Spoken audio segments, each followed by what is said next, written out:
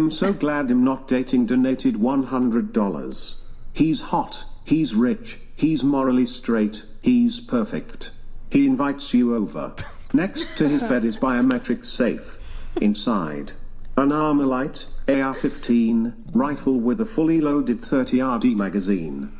Your reaction? You, go ahead. Sure, that's fine. You date a guy who owned a AR-15? If there's a good reason for it, yeah, sure. Self-defense? That is a wild gun for self-defense to own. Wait, why is that? Why? Yeah. Why is that? Why would that be a wild gun for self-defense? Well, I mean, it seems a little extreme compared to like a... I want to extremely defend myself if I have to. Well, no, for like, just like, you could just get if I'm going to defend pistol myself or with something, a gun, like a the handgun, purpose like... of it... Hang on. If I'm going to defend myself with a gun, the purpose of it is to terminate the other person. Correct? That's what I'm defending myself for. Why would I give a shit if I had too much of an advantage? Why would I care about that? Don't I want maximum advantage? I think there's a potential for more harm on yourself or the people around you. Why would there be more harm for the people around me? Because can I ask? 15 is like... Have you ever shot a gun in your life? No. Okay, I thought so. Well, an AR-15 is an assault rifle. That's a... No, it's not an assault rifle. Is it AR stands for Armalite. Does not stand okay, for I don't know anything about guns. Not only that, but just so you understand, most gun crime in the United States is perpetrated by people who use handguns. Almost nobody is ever killed with a rifle inside of the U.S. More people are killed with hands and feet than they are with rifles, including the AR-15, just so you know. It seems like if you were going to use a gun, that might be the safest one to use for self-defense. Wait, so would you be more in favor of someone defending their home or defending themselves with a handgun, a pistol, versus a AR-15? Yeah. So let me ask you a question. Are you against semi-automatic weapons? Yeah. So you're against pistols and handguns then? Because a pistol and handgun, it was a bit of a trick question, but pistols and handguns are semi-automatic weapons. What are we defending? I guess a Let's murder? be maximum charitable to you. Okay. I hope so. I don't know anything. It's those guns where every time you pull the trigger, they go bang, right? Anti-gun people are so clueless. Most states do not even allow the use of 5.55 road for hunting deer. That's true. It's too small. It's too small of a round. But yeah, when it comes to, you're just talking about those guns where you pull the trigger and it goes bang, right? Every single time. Bang, bang, bang. Sure. Those are the ones you're talking about? Yeah, so I mean, that would be a revolver also, just so you know. I think with all due respect, you just have no gun knowledge, and that just sounds scary, and that's what based your reaction. Would you say that's correct? And I'm not trying to insult you. My knowledge of an AR-15 is from like video games. That's what I thought. In Okay. general. Wait, but AR-15s, Andrew, they're also semi-automatic weapons, right? You pull the trigger once, one bullet comes out. Well, I mean, yes, generally speaking, that's true, though you can get an automatic version of them if you have the right licensing. Right. But yes, they are self-loading firearms, gas-operated self-loaders. So self-loading is semi-automatic. That's what that means. But in this particular case, yes, the AR-15 is about the safest gun in the world you can own. Almost nobody's ever killed with them, ever.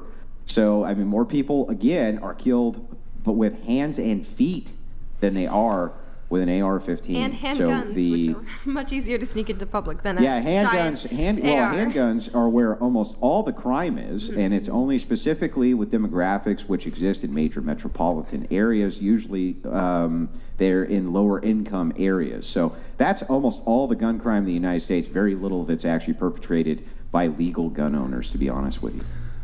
Going around the table on this, do you remember the prompt? Yeah, if I saw a AR, what would I say? I'd probably ask when we can go to the range. Yeah. I know. I would hope whoever I'm dating would have a gun, really. Yeah, I would also ask to go to the range. Yeah, they're safe. I've grown up around them, so yeah. I wouldn't have a problem with it. Me neither. I like to feel protected. This poor girl, the first one. Just, a long drive all right, home. let me pull. It's over. It's over. I've never shot a gun, and guns make me uncomfortable because I'm just not around them. I'll so. take you, bae. We could go to the range while I'm Yeah, still here. Maddie, can you read We'll this take one? you.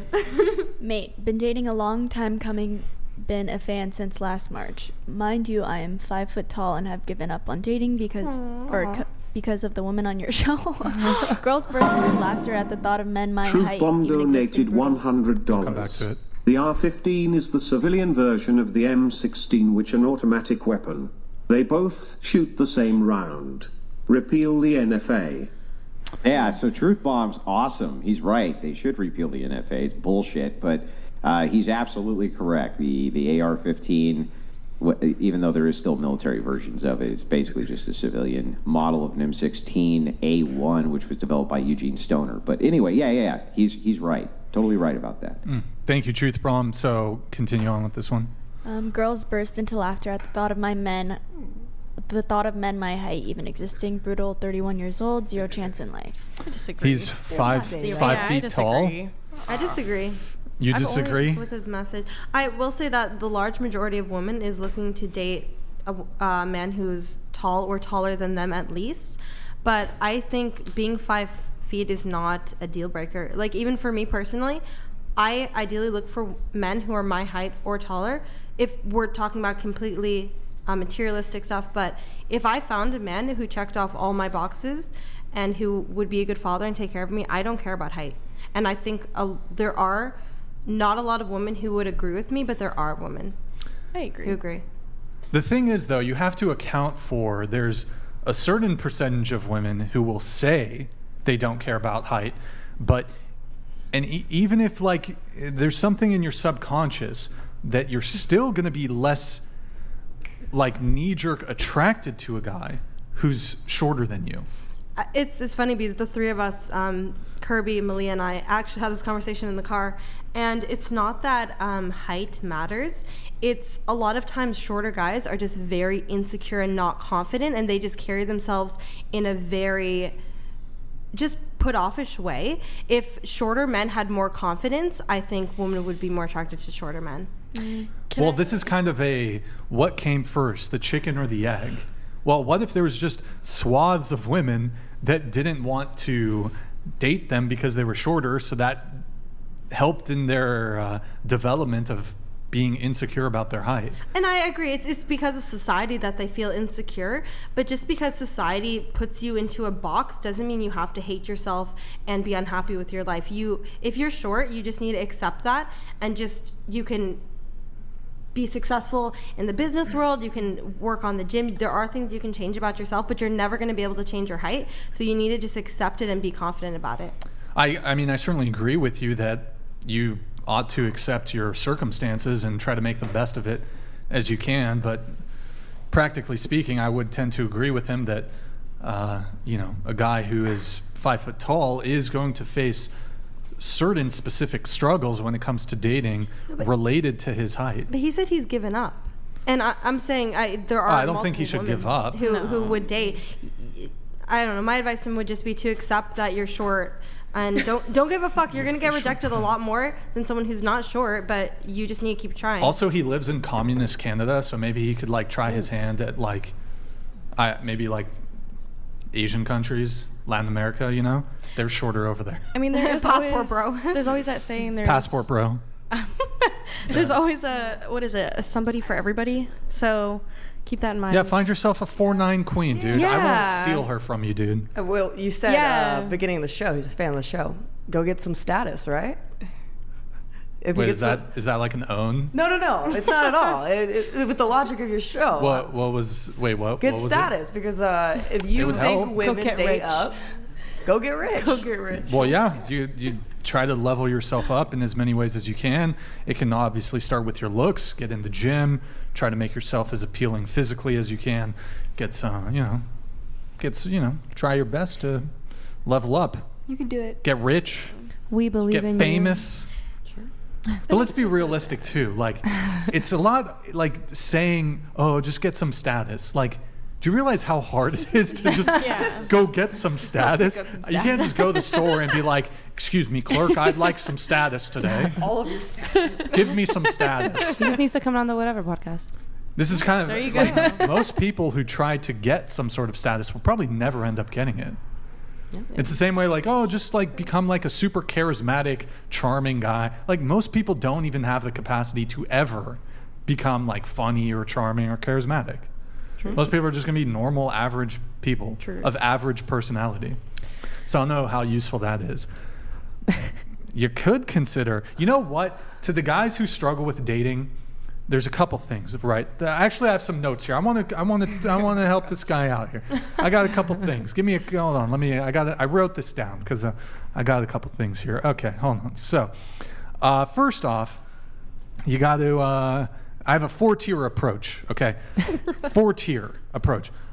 You got to min-max yourself, right? So any of you who play World of Warcraft, the concept of minimizing undesirable qualities and maximizing desirable qualities in order to achieve the most powerful character possible in an RPG.